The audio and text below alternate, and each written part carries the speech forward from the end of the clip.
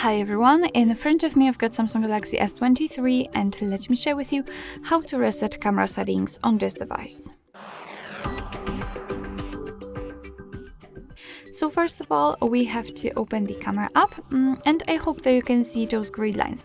I've applied them before I've started the recording, and it is because I'd like to show you the actual evidence that the reset option will work. So all we have to do is to simply enter the settings, which are in the left upper corner, and it doesn't really matter if you will be on the video or the photo mode, it will work the same because in the settings we've got kind of general section. So let's enter the settings. And here we have to scroll down to the very bottom to find reset settings. Now let's tap on reset, and as you can see we just got back to the camera and we cannot see the grid lines.